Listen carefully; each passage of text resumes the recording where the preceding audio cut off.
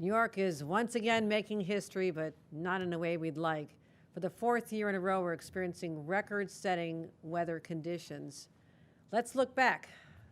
In 2021, around this time, my first 2 weeks as governor, we had 2 hurricanes, which was more than the state of Florida had at the time. In 2022, we had an historic blizzard in the city of Buffalo with 51 inches of snow. In 2023, we had a 1,000-year flooding event in the Hudson Valley. And this year, something new. In 2024, we're seeing a record number of tornadoes across New York, actually 23 in the month of July alone. So, I've said this before, we've had circumstances in places like Buffalo as recently as yesterday, and in Fulton County, causing a lot of down power lines and trees and some damage in western New York. And that's on top of other tornadoes they had there just recently. I've said this before. This is our new normal because of climate change. And as the leader of this state, it's all about being prepared in advance with the early warning systems we have, which went off this morning with great intensity, which is why we're here today. My job is to bring every resource to the table to protect New Yorkers. Today I'm joined by my dream team, Catherine Garcia, who's been at my side through every one of these disasters, the head of state operations, as well as Commissioner Jackie Bray, the Commissioner of Homeland Security and Emergency Services, who is also joining us by Zoom. I just dropped a Zoom with her with dishes up in Albany, where we're participating in a media literacy event. So what we have to do is focus on getting the updates. I'm getting updates literally every hour, starting early this morning, about what is about to hit the state of New York. Now, I'm not talking about the hurricane. That's coming. It's stalled right now, devastating. But I'm talking about new conditions that show a shift, a rapid shift. And I wanted to share the latest with New Yorkers and make sure they're paying close attention. Again, we heard on the news yesterday, this is a later in the week, possibly weekend event. We're talking about something different. So right now we have a flood watch in place for the entire downstate region. We're expecting heavy rain across New York City, Long Island, and the lower Hudson Valley. When's it starting? Not this weekend, it's starting this afternoon and continuing into tomorrow morning. Now here's the problem. This is expected to be bringing huge volumes of rain, estimated at 3 to 5 inches in the heaviest places. This could fall at the rate of 3 inches per hour, and what that leads to is severe flooding. Also a risk of severe thunderstorms, which can be deadly, and also power lines could be down and people without power. Now, as I said, this is happening today. This is all before we expect the remnants of Tropical Storm Debby, which are expected to hit New York later this week. Debby, as we know, has already dumped as much as 15 inches of rain in the state of Florida, and it's expected to continue to move through the Carolinas on our way. And already 4 people have lost their lives tragically as a result of this storm in Florida. Now, it's too early to tell the impact that Debby will have on New York, but every model shows that we are in the bullseye, right in the path of this storm coming. So for that reason, and what we're experiencing today, I've already activated New York State's Emergency Operations Center for the entire week. I've already activated 100 members of the National Guard, pre-deploying them to be able to assist wherever necessary. I've communicated with Jana Lieber and the MTA to ensure that they are prepared for the worst-case scenarios. And again, this is something we had experience with early in my term as governor when we saw the images of water rushing down the stairs, debilitating our subway system. We've taken significant remedial steps since then, and he has already put in place a number of remediation in place, as well as measures we're taking right now. So our emergency management team has reached out to local officials all over the region, and we're going to continue monitoring. So you've heard these before, but I'm going to repeat them again. The safety tips. Calling on all New Yorkers to continue monitoring this storm. Set your phone to get alerts. Make sure that you're watching out where your family is at this time. And I would say when this starts, you do not want to be on the roads. With flash flooding, conditions change so rapidly. and you could end up in a vehicle. Just a small amount of rain can turn your vehicle into a boat and you are washed away. That is the tragedy that happens in these storms when people are just going about their everyday lives and not taking extreme precautions. So the Weather Service is going to keep sending out automated text messages. Keep an eye on those. And if you live in a low-lying area, which is a lot of this downstate region, have your to-go bag packed. Make sure you have an evacuation plan ready with your family. And as I said, stay off the roads because half of all deaths during flash flooding are vehicle related. 6 inches of water can make you lose control of your vehicle. So I want to turn it over right now to Catherine Garcia to give more of our details and our preparation, but this is something to be taken seriously. Do not wait until the hurricane remnants come. This is about to start today, and we're also advising our agencies to monitor the situation. Catherine will speak some more about that, but we want to also have people prepared to go home early. Talk to your employers should be listening to this, watching this, and the best place may be for people not to be in transit heading home during a massive storm, but to start leaving their offices early today. So with that, I'd like to turn it over to Catherine Garcia to talk in more detail about our preparations. Thank you, Governor. As many of you know, the governor had been directing us within operations to be paying very close attention to the upcoming hurricane. And so I think that for many New Yorkers, the fact that we are going to have a severe weather event today may be coming as a surprise. So I want to reiterate what she said, which is please do take this seriously. As she mentioned, she put National Guard on state activation this morning, 100 National Guard operating out of JFK, Fort Hamilton, and Gabreski Air Force Base. The EOC is open. Our stockpiles are open. We have over 5,600 utility workers in state to repair any damage to our electrical system. We have almost 3,500 DOT staff available to clear roads, including chippers, cut and toss crews, repair to traffic light towers, excavators, as well as dump trucks. The MTA similarly has chainsaw crews available, as well as their high-capacity pump state trains and their debris clearing trains. They also are prepared to repair utility poles and crossing gates. DEC is brought in its forest rangers who can provide that similar tree assistance, as well as their swift water rescue teams. And the state parks will also be on alert. Again, we want people to be paying attention. As the day goes on, we anticipate that we will see this storm move in this afternoon.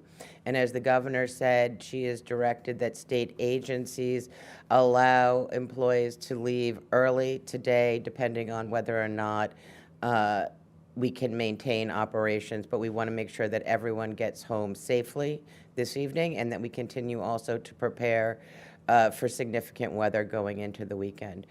With that, I would like to have Commissioner Jackie Bray provide you with an update on this weather, as well as any other weather systems coming into the state. With that, Commissioner. Thank you so much, Catherine, and thank you, Governor. They have done a good job of giving the forecast, and I'm here at the State Emergency Operations Center in Albany. We are monitoring the storms coming our way right now from just east of Nassau County, the Nassau-Suffolk line, up through Rockland County. We have between a 40 and a 70% chance of flash flooding.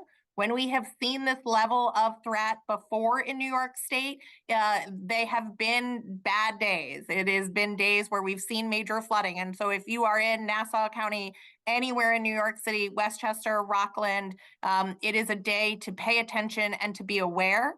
As both Catherine and the governor said, while this starts today, this is not yet what will be Tropical Storm Debby when she gets. But I do want to give New Yorkers an update on what we expect later in the week as well.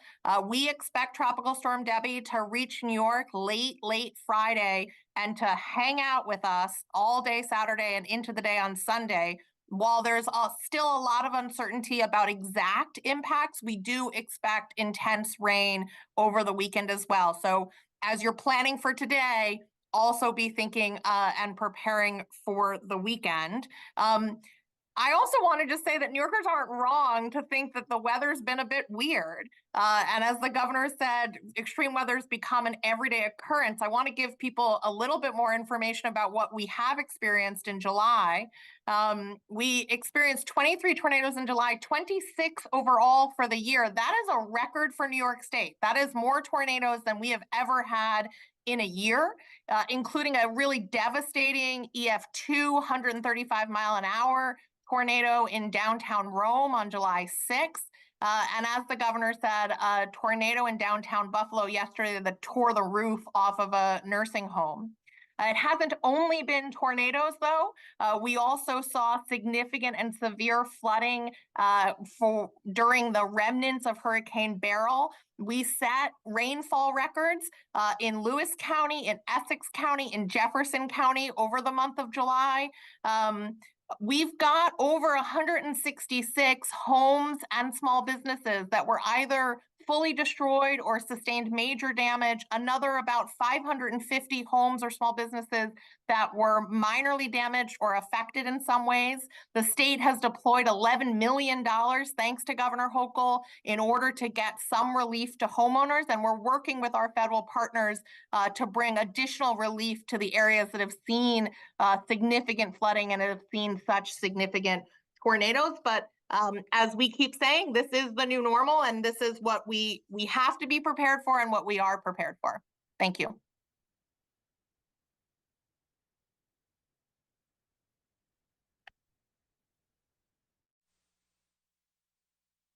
I see, let's see, we got a crowd here. Jason. It's not on the storm, I hope that's okay. Any storm-related questions? Okay, everybody be ready. It's going to be a tough one. I had two questions about the VP pick from Vice President Harris. First of all, I wanted to know what it was like serving in the House with Governor Walz, if you have any memories or what that was like. And also, some Jewish Democrats are thinking or fearing that Governor Shapiro might have been passed over because he was Jewish or too pro-Israel. Do you think anti-Semitism or things around that played into the decision to not go with Governor Shapiro? I certainly don't know what was factored into the decision, other than I will say this. We have such an outstanding bench in the Democratic Party. I'm sure it was a difficult decision because everybody had so much to offer, very diverse candidates. And the vice president obviously made her determination to go with Tim Walz, who, as you mentioned, I serve with in Congress. I've known him for over a decade.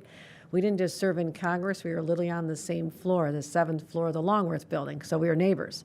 And so we'd often spend time chatting, going in the elevator together, sitting together on the floor of the House. And he's such an optimistic, can-do person. And, he represented a very Republican district in Minnesota. I represent the most Republican district in the state of New York. So we had this affinity for understanding that we have to reach out to more people, more voters, and that's the asset that he brings to this. He's done that successfully in Minnesota. And so he has a progressive heart. He wants to continue focusing on families and supporting the labor community and making sure we have protections. Reproductive rights are so important to all of us, but he has leaned into this in a Republican-leaning area. And so we're with him philosophically, but he also has the common man touch. He's the kind of guy who can walk into a VFW hall, slap everybody on the back and say, let me buy the next round. I mean, there's a connection between him and people, which is a rarity in our business, and it's special. I try to employ that and try to go out there and see people where they are, the farms, the rural areas, and let people know that there's no part of our country or our state that has been left behind.